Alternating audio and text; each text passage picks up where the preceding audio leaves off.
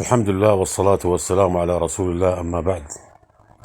فهذا الهالك حسين النوري الطبرسي الرافضي الخبيث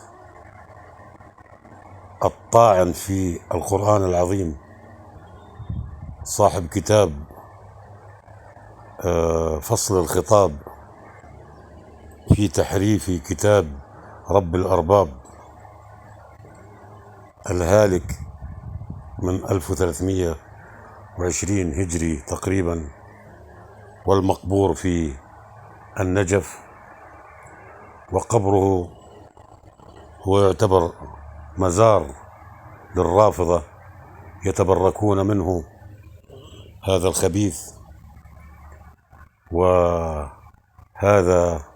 الرافضي الحاقد الذي يشكك ويحرف ويكتب كتابا خبيثا في تحريف القرآن. الله المستعان.